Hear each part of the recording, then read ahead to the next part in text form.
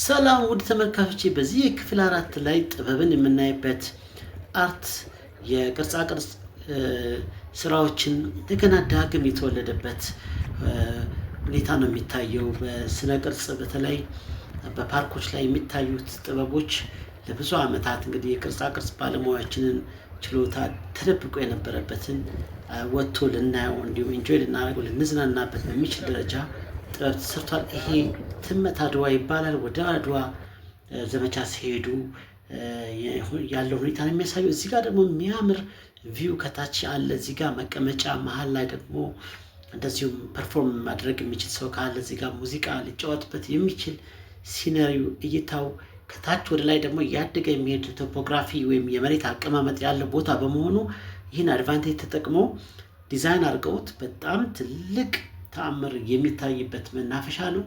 አራዳ ፓርክ እንግዲህ ከታች ጀምራችሁ እየዞራችሁ ትደርሳላችሁ ማለት ነው። ወይም በላይ በኩል ከገባችሁ ቀስ እያላችሁ ወርዳላችሁ ማለት ነው።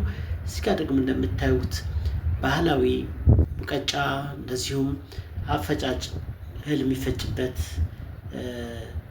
ይታያል። እዚህ ጋርም እንደዚሁ ወደ ጦር አባቶቻችን ጀግኖች አባቶቻችን ወደ አድዋ ይመስለኛል ዘመቻ ሲያደርጉ በቅርጽ ተለጣፊ ቅርጽ ነው። እዚህ ጋር ያለው ጥበብ አርት ደግሞ ለየት ያለ ነው በጣም። እያንዳንዱ ዲቴል ቁጭ ብላችሁ ለማየት 4-5 ሰዓት የሚፈጅ ነው። እኔ ራሴ ለመቅረጽ ወደ 4 ሰዓት ተጠቅሜያለሁ። የምሽቱንም ፕሮግራም ቀርጫለሁ፣ እሱንም አሳያችኋለሁ። ግን ጊዜ ወስዳችሁ በቃ በጣም የምትቆዩበት ቦታ ነው። በተለይ ጥበብ የምትወዱ ሰዎች፣ እንደዚህ ተፈጥሮ የምትወዱ ሰዎች እንግዲህ ሁሉም በአንድነት በሚያስደንቅ ሁኔታ በአንድነት የቀረበበት ትልቅ የዘመናችን ስራ ነው ብዬ ነው የምወስደው። ባለፈው ቀበናን አሳይቻችኋለሁ። ቀበናን እንደዛ አድንቀን ዛሬ ደግሞ ከሱ በጣም የሚልቅ በጣም የሚሰፋ ደግሞ በሌላ አቅጣጫ ሌላ አክቲቪቲ የምታደርጉበት ለምሳሌ የሩጫ ትራክ የተነጠፈበት ነው። በጣም ደስ የሚል ነው። ወክ ለሚያደርግም በሳይክልም እንግዲህ መኪና እዚህ ውስጥ ስለማይገባ አየሩም በጣም እየተጠበቀ ነው ማለት ነው። ወክ ማድረግ ብቻ ሳይሆን ተራራ የመውጣት ምንድን ነው የሚባለው ተራራ የመውጣት ስትሬንግዝም የሚጨምርበት ሁኔታ ነው ያለው። መውጣት መውረድም አለው። በጣም አስደናቂ ነው። እንግዲህ መታችሁ ራሳችሁ መስክሩ። እኔ ግን ክፍል 4ን እቀጥላለሁ።